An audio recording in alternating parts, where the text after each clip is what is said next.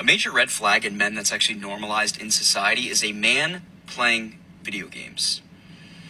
I used to think that this was acceptable growing up, but as I continue to grow old, I just can't seem to justify it. It's like, in my mind, a man playing a video game is the equivalent of a grown man coloring in a coloring book.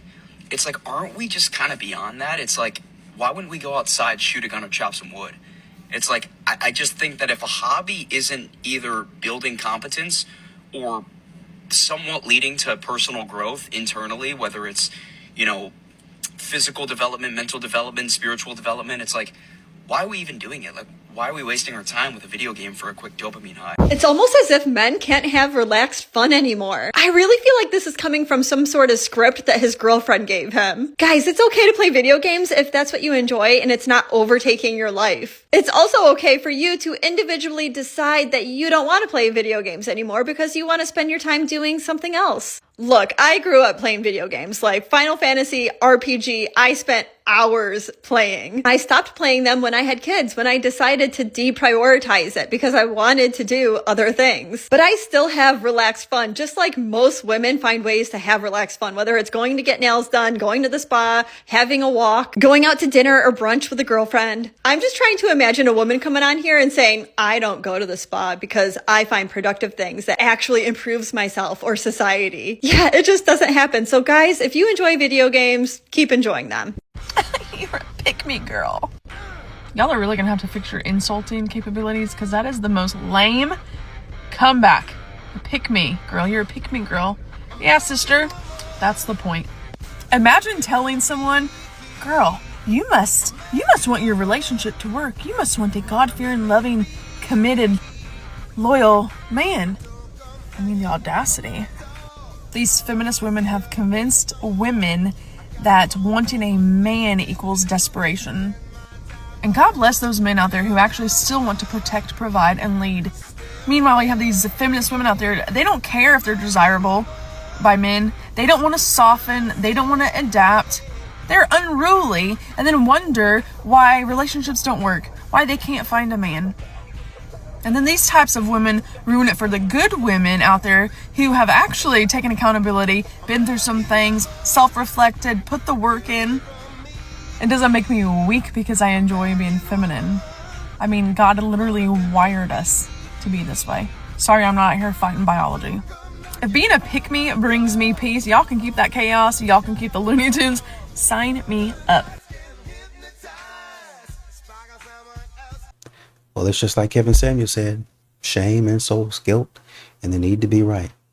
They're not going to come up with anything else because they're lame. They're losers. And so this is going to be something that they think is going to affect you for the rest of your life. And it's not.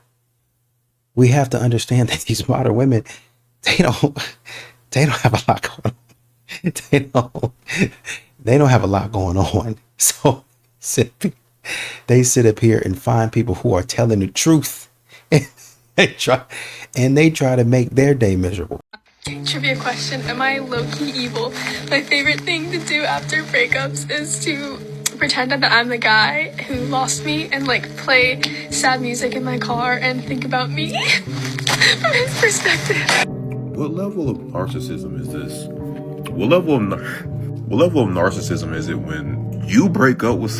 This is crazy. You break up with somebody and then you imagine what it must feel like from their perspective to lose you.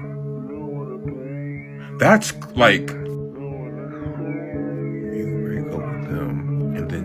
You know what? It's even crazier than narcissism. You have to be the victim even when you're not the victim. That's the crazy part, because in order for you to break up with somebody and then have to imagine what it's like to lose you from their perspective, so then you can be sad that even when you're the one who initiated the pain of the breakup, you still feel like you have to be in pain, that you have to be the victim.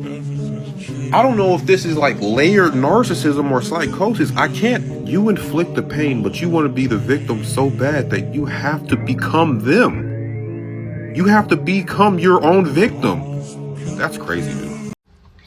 There's this new thing about how women who hate men have the best husbands. That makes no sense. Absolute sense. How the fuck do you have a good man with you and you don't even know how to love one? I think they're mistaken meanness with boundaries. Why would anybody not want their partner to have boundaries? Like, of course he wants you to have boundaries. That's not you being mean. Why do y'all think hating men will get you someone good? This type of mentality needs to stop. Honestly, like y'all are tripping. And this yogurt is great. It's not sponsored. It's become such a problem for me when I see like hot men, or especially when they're posting on TikTok and they're like shirtless and they're like, "This outfit I can't wait to wear in the summer," and it's them with their like 8-pack abs. Listen, I don't even look at that and think like, "Oh my god, hot." I think more like, "Oh, so you're like, you suck. Like you have no personality. You're dumb as a box of rocks." I don't know. So like if you're a man who is posting that way, I think you really need to work overtime to also show that you have a personality if you do. And if you don't work overtime to show that you have a personality, then I think that you're literally dumb as a box of rocks. There is no in between. So just be prepared. If you're showing your 8-pack abs, it to me just maybe should show. I don't know why it does, by the way. I think I've just met like really hot men, or have seen really hot men on this app, and then I'm like, oh my God. They really missed the personality trait with you. It's just not hitting. So I think that if you're a man that's posting like that and you have a really good body and you know you are cool or you have a sense of humor, maybe like just work a little overtime and sprinkle something in there. That's not like your abs. Just a thought. Unless you want to look that way. Like if you just want to be a model and you want to like be that way, then I guess keep doing what you're doing. But I don't know. It's just like I see a hot man and I'm like, yeah, he sucks. Like what? But a dude is there for the right reasons will absolutely zone 100% in. Try to remember everything he can, and he's going to hang on to. But here's the kicker to this: he's going to let you know he remembered. He's going to find a way to let you know that he was listening without telling you, "Yeah, I was." So whenever I was dating my husband, I mentioned one time that I liked black olives on pizza, and the next time I went to his house, he had been to the grocery store and was thinking about me, and he had stocked his pantry with like every single kind of black olive that he could find.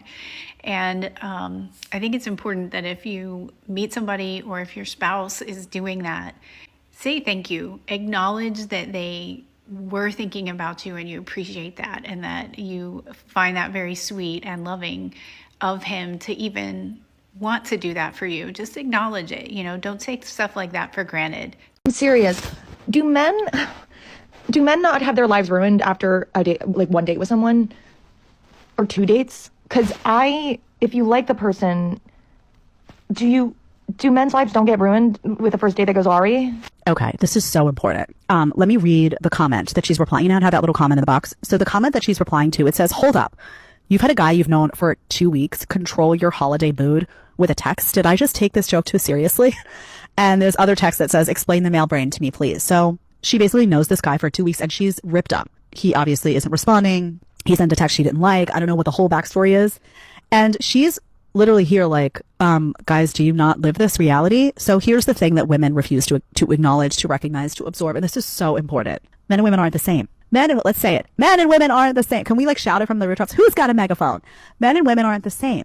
So when I tell women you can't do what guys do, don't do it, right? When I tell you that by sleeping around with a bunch of guys, you are getting more damage than they are, it's because you are getting more damage, because your hormones are different, because you're a woman. You're different. It's different. I'm not saying that it's good for guys. It's not good for anyone, but you're more damaged. Yes.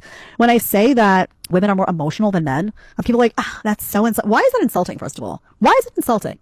Women like assume that's an insult. Why? I love that I'm emotional. I love that about myself, right? Sure. Can I be like cray sometimes in my house? Sure. My husband loves me. He's like, he knows when I go like, I'm emotional.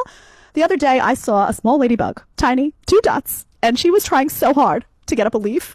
I started to cry. I was outside. My husband's like, "Are you all right?" I was like, "Ladybug, and she's having trouble, and I keep lifting her onto my finger, and she won't go." And he's like, "It's all right, babe. She's gonna make it. Don't worry." Like this is. I love that about myself, though, right? That makes me tender and cuddly and feminine, right? Feminine. There's the word. So, honey, no, a guy is not gonna receive, like, say he gets a bad text from you, or say, no, he's not heartbroken after knowing you for 2 weeks in the same way that you are. They're not as emotional. They're different. Doesn't mean he doesn't care.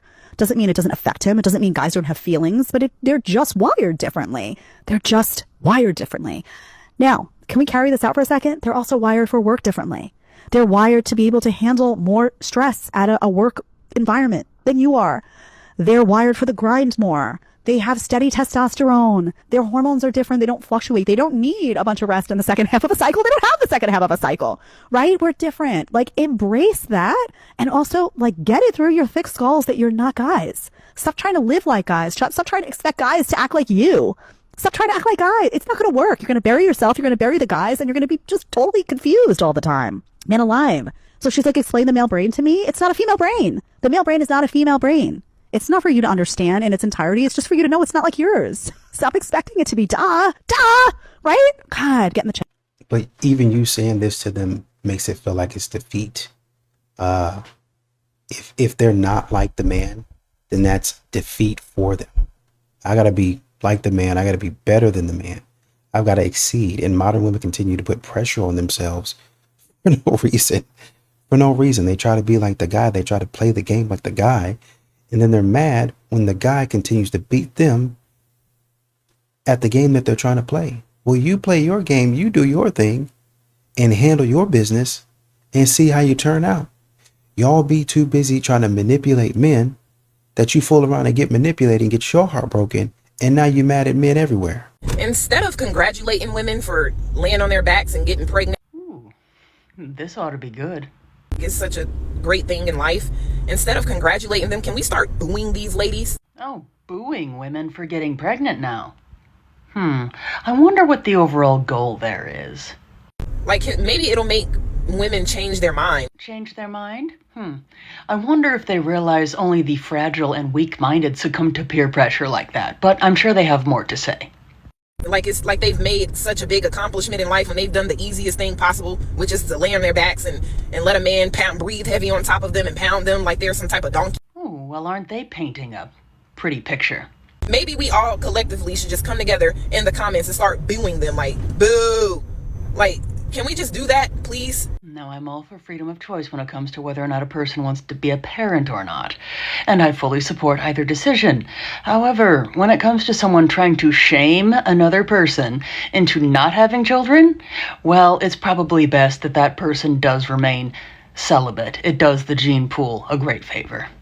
There is a very easy way to tell if a guy likes you as more than friends, and I don't think I've ever seen it talked about. Like, it makes intuitive sense if you understand how men and women tend to socialize in their friendships. Women's friendships tend to be very one-on-one. I'm not saying there's not group chats or there's not like girl groups that go out to brunch or on vacations or something, but there's a very strong element of one-on-one. It's very normal to hang out just the two of you, and there tends to be a very strong element of deep ties and confiding in one another. This is supported by the literature too, by the way. Women are much more likely to show dyadic or two-person bonds. So when a guy wants to hang out with you like that, it's very easy to assume that he just wants friendships because that's how you, a woman, socialize. But that's not how typical male friendships operate. Men are way more likely to have much more surface level, larger number friend groups. Plans are dropped in a group chat and whoever shows up, and they're not having deep talks about their feelings one-on-one. They're tending to make fun of one guy in the group and move on to another guy when they're done. Or they're arguing about something, usually a topic that isn't the other person. Again, going back to that research of women like two-person friendships, men like clubs. Which is why, if you're wondering if that guy friend is interested in you, you can basically rely on the fact that no straight male wants to hang out with a woman one-on-one that he isn't interested in. That's not what his idea of friendship looks like. That's what his idea of either getting to a relationship or trying to sleep with you looks like.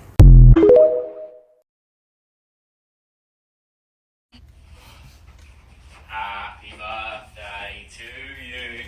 Happy birthday. Shoes. You said you were going to be here an hour ago. Yeah, I haven't stopped rushing about. Right, so basically, instead of me giving the stuff for you to just open, every little thing's got a message behind it, so I want to just pass it you and then I can explain what each bit means, okay? Okay. So, right, there's your card. Got the envelope pink because I know it's your favourite colour. So you know you love The Lion King, you loved it forever. Yeah. And Nala's your favourite character. Yeah. So basically, I got you the Nala bear. Aww. So that is the right one, isn't it? I asked the woman in the shop. Yeah, it is. Do you not like it? Yeah, I do. I just liked it a bit more when I was a kid. Oh, well, I ain't going to just show you the other thing I got from the shop then. Yeah, just show me it. Well, because I got that one, I also got you the baby Nala bear. Aww. You don't like any of them.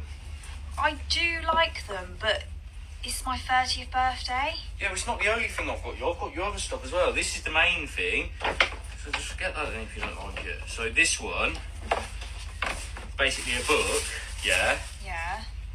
And that's me and you stood at that waterfall in Wales, and then that's the cover, and then each page is a memory of ours.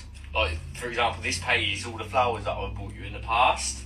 That's nice. You can just look at it whenever. Do you want to look Yeah, at it? I think I'll have a little look later. In order to save you guys the pain of having to watch this, that man also gives her a bottle of raspberry vodka because she loves raspberry, and then also a chocolate orange egg because it's around Easter. So I feel like I have to state the obvious. He deserves better, because this is a man that puts very clear effort, time, thought into gifts for his girlfriend. Even if he had $100,000 in the bank and he was willing to spend like $2,000 on her gift, these gifts, the ones that he picked that each one had meaning from, that would mean more. And honestly, I think that there are way too many women in real life off of social media that don't get influenced by everything on social media and all of their friends saying, oh, what did he get you, and comparing to each other. There is enough of those women for him to go find one of those. And that's what that man deserves. Your husband signed up for monogamy, not celibacy. And that's the truth a lot of wives don't want to look at. He chose you to be his one person for life. Emotionally, physically, all of it. But somewhere in the chaos of work, kids, stress, and routine, intimacy becomes the first thing a wife drops. We keep saying we are too tired, too busy, not in the mood, or maybe later. And later turns into weeks or months. Meanwhile, your husband is over there wondering why the woman he committed his whole life to barely touches him anymore. We want husbands to be patient, present, romantic, and emotionally available. But we forget that men feel connected through touch. And when he keeps reaching for you and keeps getting shut down, it sends a message to him you might not even mean. That he's unwanted, that he's last. That being faithful means being lonely. That's not marriage. And this isn't about pressure, it's about partnership. Intimacy is part of what keeps a marriage alive. So reach for him, initiate sometimes. Make him feel chosen again. He didn't marry you to feel invisible. He married you expecting connection with his wife. A lot of women don't care. They don't care about that. I'm not worried about all that. I'm worried about getting what I need out of the relationship. Mama, and how can you, I don't want to say how can you blame them, but how can you? They've been told by grandmama, in some cases granddaddy. They've been told by mama, by baby sister, older sister. They've been told by aunties, any women in their lives that they're close to. They've been told, well, anytime a man asks you for something, or he asks you if you want something, you say yes. Always have that man be in service of you. If that man is coming around, hey, you need anything? Yeah, give me $100. And if that man cares about you, he'll give you $100 every time. Well, I ain't got $100, but let me get back to you on it. I can give you 50. Well, give me 50.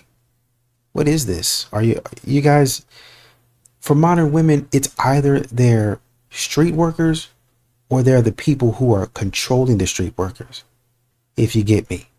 And it's a very weird dynamic. Bada bing, bada boom. People who criticize women are labeled incels. It is a term used to deflect from the criticism.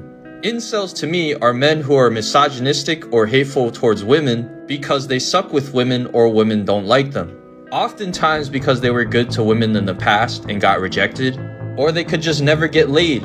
I've been rejected before, but I've also been with good women. I will never full on hate women, but I will tell them the truth and give them criticism at times. I really do not care how angry they get.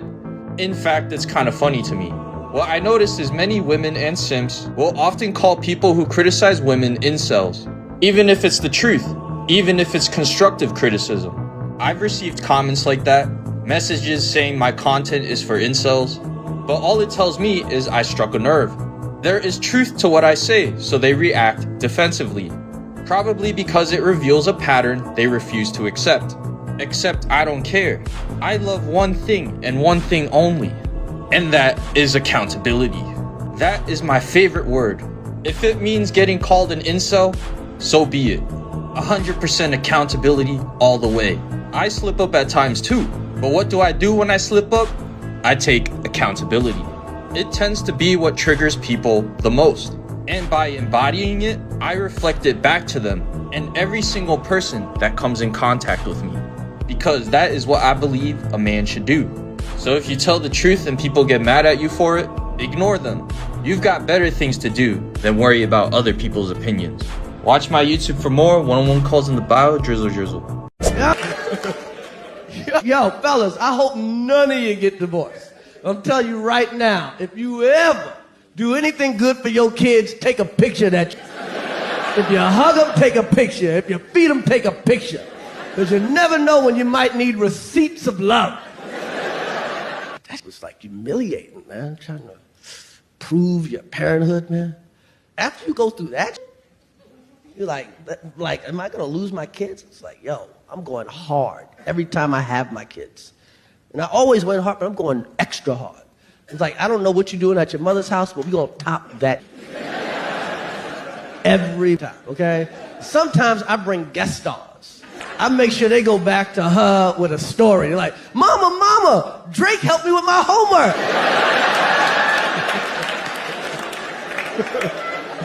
Lady Gaga made me a grilled cheese sandwich.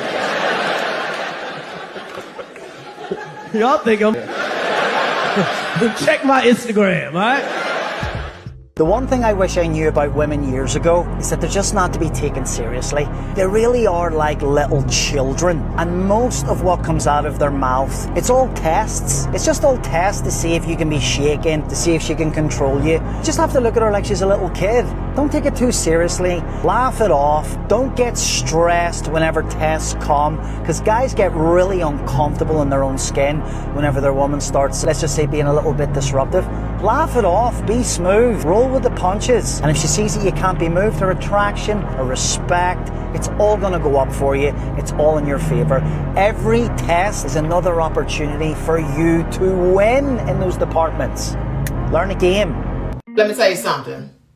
My husband is addicted to me. He's addicted to me and the intercourse. While he at work, thinking of different positions. Like, we on FaceTime. You know, I'm having a good Friday. I'm smiling, you know. And then he hits me with a, babe, I want to sit right here and I want you to sit like this. And it's like, God damn. Okay? I'm not in gymnastics no more, boo. I'm not in gymnastics no more. You supposed to be cut. You supposed to be cutting somebody here, but instead, you sitting there thinking about different positions for us to do. And you know what? I'm going to do that too. I'm going to do that shit too, baby. I got you. I got you. No worries, okay? How you say you wanted it? Okay. Friday night at 8. This about to be great. All right? Don't worry about it, baby. I got you. But goddamn.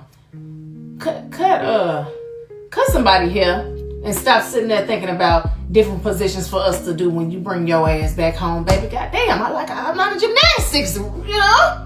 Now I got to do all this extra stretching. For you. You heard it here first. Yeah.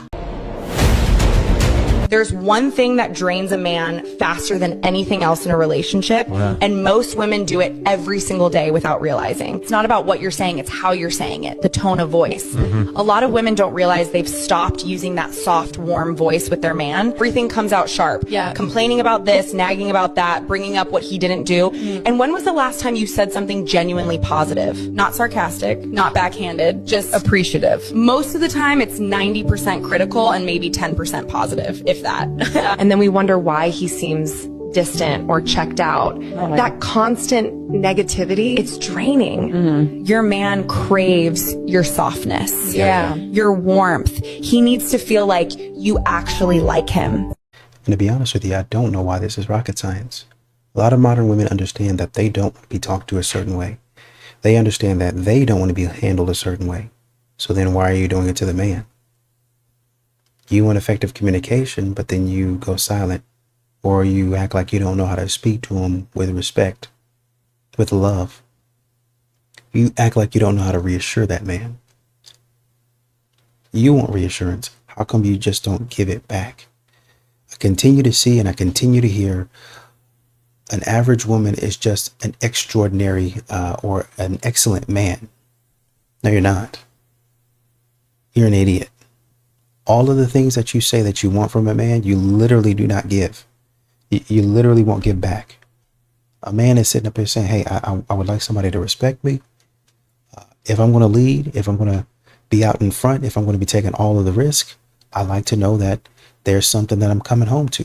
I'd honestly and truly, I'd like to know that somebody has my back. And I think that's fair. But for a modern woman, she wasn't planning on doing that in the first place. So he's already asking a lot of her. And this is why modern women get mad when men say, oh, okay, well, I'm out. Well, you just out just like that? Yeah. If I can't get what I need from you, then I'm out. They get mad because men leave so fast without a word sometimes. Oh, well, you're not going to fight for us? No, there's nothing to fight for. You're a loser. I used to like you. You used to be a great person, but I don't know what happened over the past couple of months or the past couple of years. You're just going in a different direction, and that's not where I'm going. Terms like his truth, her truth, your truth, my truth. No one used to speak like that. There was just the truth. No one used to speak like that. Just go back to 2008. No one used to say, oh, that's her truth. That's his truth. That's new. That's new speak. And so even to me, that's interesting. Okay, now the truth is subjective. If I feel that it's true and I say that that's my truth, then not only is it true, but if you question it even, or you challenge it, or you say, wait, hang on, you don't get your own truth, then that's now perceived as an attack. That's not just you disagreeing with me, that's you denying my existence. I'm like, I'm not trying to deny it. You're a human being. I've never denied the existence of anybody. Right now. Yeah. I'm just saying that if one of you right now were to say that, oh, I'm now a woman, I'm like, I mean, you can believe what you like, but you're not actually a woman. And me saying that isn't me trying to attack anyone or be vicious towards anyone. I'm just saying that that's objectively not true, All right, short king. Where do you consider that? How tall are you? 5'7". I'm 5'6". I hate when short men are referred to as short kings. King to who? Snow White's dwarfs? Huh? You can get such a hot guy if he's short, like on discount, okay? Like, This morning I got on Facebook and saw there was a girl from my hometown who put a post up that said, good morning to everybody except all the men under 6 foot. And all of her homegirls got on there and they thought it was funny and they started tagging guys and the guys were coming on there and they were just being cool. They were being like, aha, funny, haha. But the girls were having the time of their life. They thought that shit was funny. I said, that is kind of funny. I could be funny too. So I just swooped in there and put a comment in there and I said, good morning to everybody except all the girls over 160 pounds. I don't know why they're tripping. I thought we were just being funny this morning. But I said, you know what? Maybe they didn't get that one. Let me try again. So I hopped back in a ring and put one more comment and said, good morning to everybody except all the girls with multiple baby daddies. Now they're in my DMs about it. Listen, the big broke girls with multiple baby daddies are going to leave those short kings alone this year. I'm not having it. Bro cannot help that he is 5'7". You could eat less and stay off your back. You all better find something safe to do this year.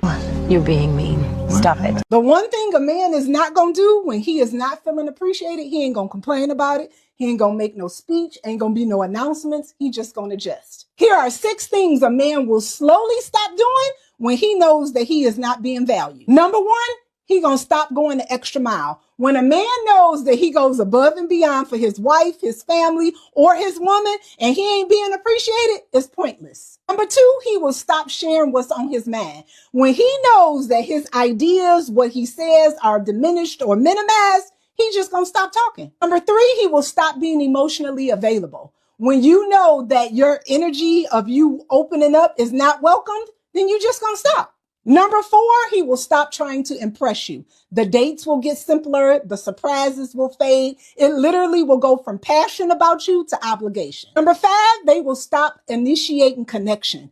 They get tired of being rejected and they will take their energy someplace else. Number 6, they will stop feeling peace at home. And when a man loses that peace, everything suffers quietly. One thing I know about a man, he is not going to pull away suddenly.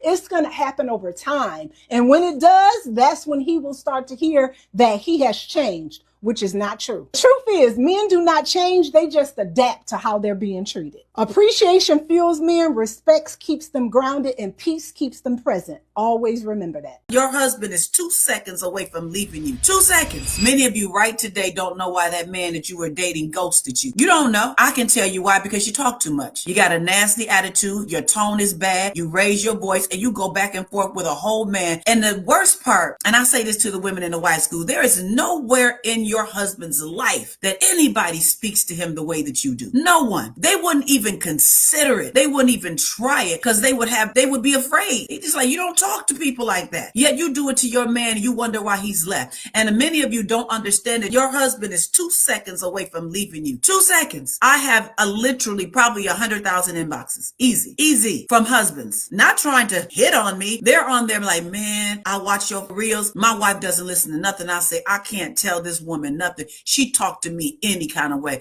I come to the house. She act like she don't even see me. And if I say something, she say, what's wrong with you? I asked her to fix me something to eat. Don't you got hands? I'm like, ladies, what do you expect? Do you actually expect your husband to stay there for indefinitely? And see, the thing that's hurtful to a lot of women, I know I don't agree with most of these podcasts with these men saying a lot of horrible things about women. What it has done is made men realize that they don't have to put up with your crap anymore. They don't have to put up with the disrespect. And they're pushing men out of homes. I've never seen in my almost 60 years, yes, I'm almost 60, that men are leaving homes. It used to be a time that men might cheat, but they didn't leave. These men are leaving. And you're probably one of the ones that is getting ready to be left and you don't know. And let me tell you what's difficult for a man, because for a man to leave his wife, it takes something, because they don't naturally walk away. Now, a woman will leave in 2 seconds flat, but a man, for them to leave, you have broken him to the point of no return.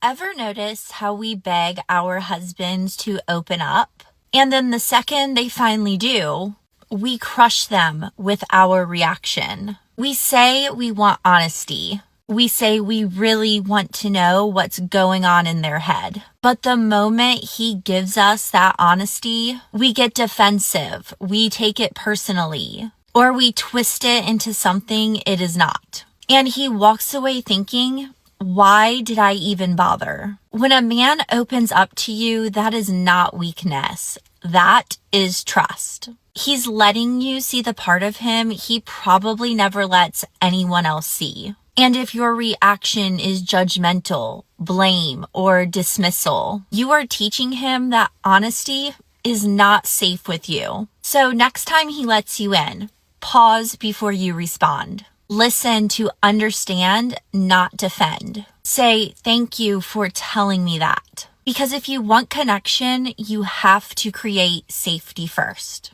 Most husbands don't stop talking because they don't care. They stop talking because they stopped feeling heard. I'm 55. Men who are 55 and are available are either one, divorced. If they're divorced, it's usually their fault. There has been so much shaming and blaming of men for absolutely everything. If you've never been married, then you're either really ugly and nobody ever wanted to marry you. As a 50-year-old woman who's child-free by choice and has never been married. Or you're way too good looking and you've just been playing the field the whole time and you're a complete narcissist. Is he really a narcissist, or did you create a false narrative in your head, and then when he didn't live up to that expectation, instead of taking accountability and loving him for who he is, you actually demonize his character to everybody around so you don't look stupid? Divorced men are also totally disgruntled. They think it was the woman's fault. They're mad about everything, and they're usually bald. Hair loss is a common effect of menopause, and you are not alone. And fat. Men in their 40s are better looking, but if they're divorced, they usually have little kids. I have 3 kids and 3 different baby daddies. And if they're divorced, they're either pissed off because they're divorced and life didn't turn out the way they planned. So they did a study and they tracked 60 divorcing families over a course of 10 years. 40% of the women were still angry about their divorce and about their ex 10 years later. Or they're just busy trying to get as much you-know-what as they can because they're free again. So why do divorced women seem to have this hoe phase after they never wanted to have sex with their husband? Men in their 30s are fine that they haven't had kids yet or anything because they're still in their 30s. They're better looking, they have hair, but what, you have nothing in common with You know, when they first started calling me a cougar, I was a little bit offended. them. I'm 2 lifetimes ahead of them. That's it. There's nothing left. There is nothing left. Okay, ladies, this is how you know when you're cooked.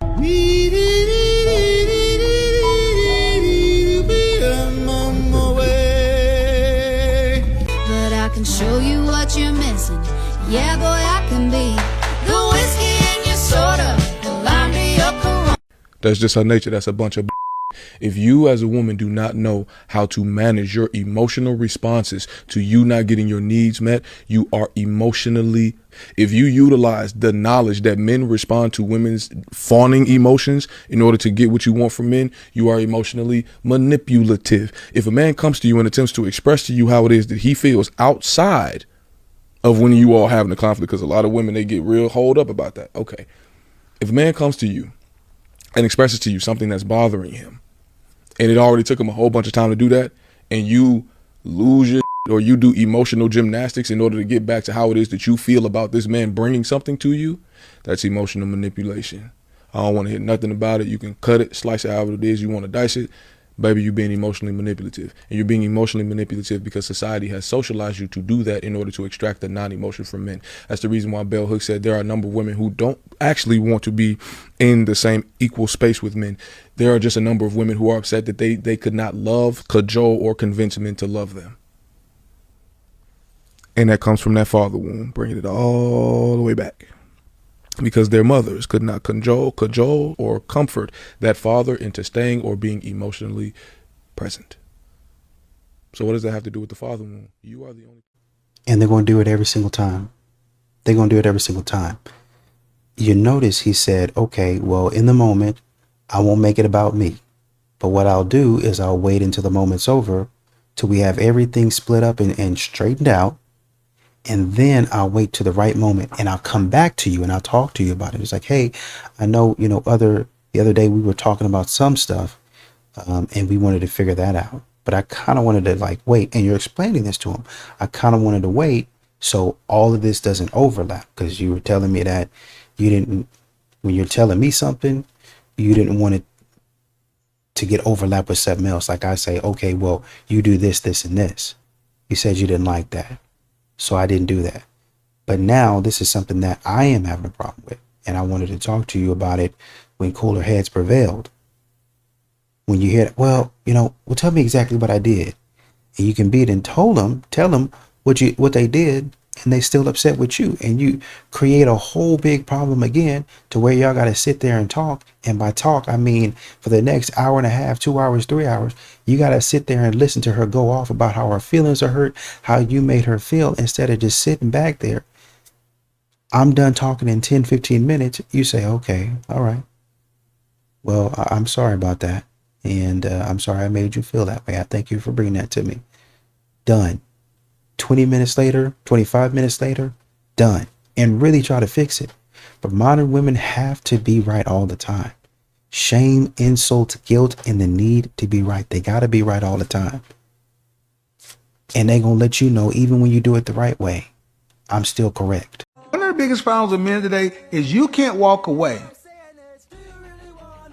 You better learn how to walk away and cut a chick off. You better learn how to walk away and cut a chick off, because if you don't, you're going to be the fool. You're going to be the one that's left a dried up husk, because when she's done what you believe, she'll walk away. But here's the thing. Guys, when you learn to walk away from a woman, you're in a position of power. Ladies, many of you don't walk away. Many of y'all just check out. Y'all ghost. Y'all leave. And I'm going to tell you right now, karma's on that one. Look at the way a woman ends her relationships. Ask Sheila, hey, what would a successful life look like for a woman like yourself? And let her say it. And for God's sake, imagine if she says, you know, it involves me being a wife, having a family, a life of purpose and meaning. I have a home-based business. I do this. Okay, sounds good. Then you ask her, hey, in your past relationships, or you've interacted with men, how did you leave those situations? If she's the kind of woman who flakes, dips out, ghosts, leaves things, you need to know if you're dealing with a woman who can handle conflict, or if a woman, why is this important? Because a woman who can't handle conflict, they run. Ladies, it is so important how you leave relationships, because you're going to have to start looking at people's relationship resumes. Why is this important? Because we already have talked about it ad nauseum. It's time to start doing things differently. Ladies, it's time for you to start understanding that. Ladies, it's time for you to start understanding that. Question specifically for the men. What would you think about the age of consent being raised to 25 instead of 18? Because 25 is when the brain fully forms. What are your thoughts on that? What do we think? Well, we're all for it, but with a couple of misunderstandings. Because if you're going to make the argument that women are not mature enough to give consent until they're 25, then you're also going to have to agree that that should apply in other areas as well. For example, first off, if you're not adult enough to give consent until you're 25, then you'd also have to agree that the drinking and smoking age needs to be raised to 25 for women. Oh, and all those tattoos and septum piercings?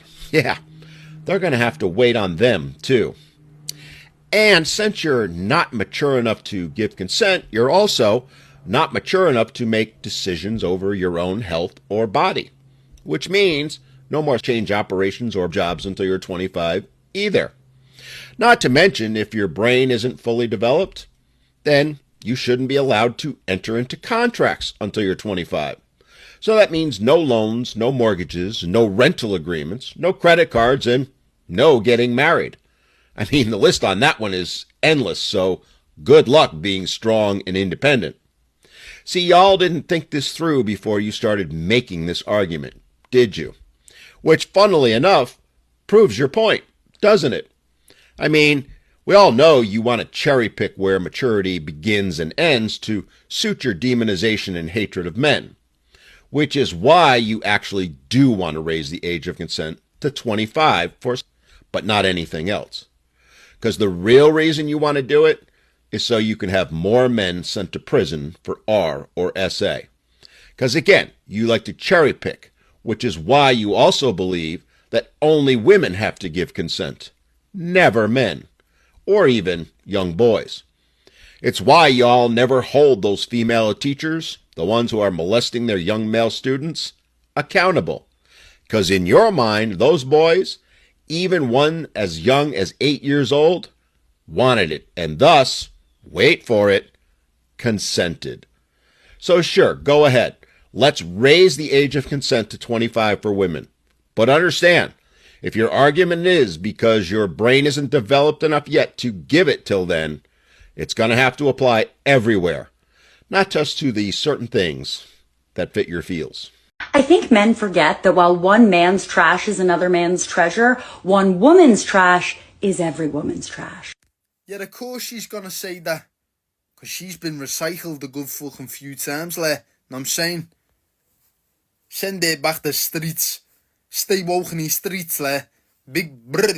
Womansplaining Men to Women, episode 129. Okay, when men tell you to be realistic, they aren't trying to tell you to settle or lower your standards, they're just being pragmatic. Here, I'll give you specific examples. I can make a chart again. By a bunch of different studies, 50% of women have demonstrated that they would prefer a man 6 feet tall or over. And it's totally fine to have whatever kind of preferences you want. But it is also true that 6 feet tall and over men only make up about 15% of the whole population. So like, if that was one of your must-haves, you just eliminated 85% of the men. The other one is when women in their their 30s say they refuse to date single dads. Obviously, both sides do this, and it's a valid and fair preference that you are 100% allowed to have. But if that is a preference that you do have, you should also know that about 70% of men over 30 are fathers. So again, without admonishing your preferences at all, you have once again eliminated a huge majority of the dating pool. And finally, the 6-figure salary. Okay, so let's accept these rounded stats for men over 6 feet tall, without kids, and earns $100,000 a year.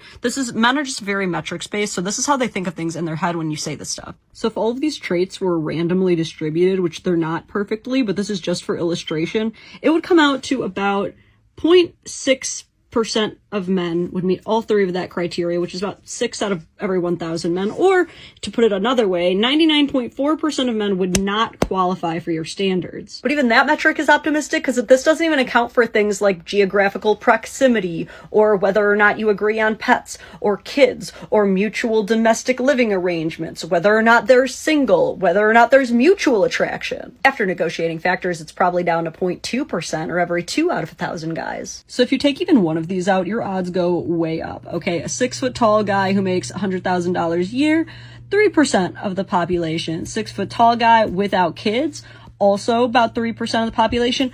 Highest majority I found, I also thought it was 3, but went up to 4% upon second maths. A guy who makes $100,000 a year and doesn't have any kids, but may be a short king, 4%. Now you are really getting your pick of the litter. We're talking 30 to 40 guys for every 1,000. Look, I always tell people you can have whatever preferences and standards that you want, and I stand by that. It's also true that you might be shrinking your dating pool so much that you are missing out on someone totally awesome. And I know that there can be a lot of a-holes online who say a bunch of dumb crap to women that's awful, but I think that when most guys say this, it's coming from a place where, like, they just know so many awesome, albeit slightly imperfect dudes who are kind and loyal and hardworking and honestly just an absolute riot to be around. And they feel like he deserves a chance. And when you do get your dream guy, like I did, Slay, you will still have to compromise on stuff. You can also just stay single forever. That's also a valid choice. I don't care. These modern women are signing up for dating apps. They're signing up for matchmaking services. And within the first day, if that, within the first 12 hours, depending on how fast the matchmaker works, and they work on the dating apps, assuming that these women are on dating apps, you pay $150 and by that afternoon, you're done with all your matches. You're done with all your matches. And you're just waiting for that next day to come so that you can get more matches potentially. And you're done with those within a few hours because we don't have a lot of people for you. So we basically threw a bunch of matches at you in the beginning, maybe almost quite literally thousands of matches we threw at you in the beginning. And now that second day, we throw a little less, and then a little less, and then a little less. And over time, you start to see the same men, or you don't see any men at all. All of a sudden, for your 150, you're trickling all the way to the end of the month to where somehow you find somebody that comes into town, right? And they just there for the weekend. Oh, man, this is a new person. Don't worry about it. They're not going to be there long. Don't worry about none of that. They about to go home in 2 days. They just there on a business trip. They just in town. Oh, well, maybe we can make it work. That's when you get desperate. That's when you get, well, I haven't seen any men in a while. Well, that's because you cut them all out. And then the men that are coming into town that are only there for like a weekend or so, all of a sudden it's, oh man, I got to make this work.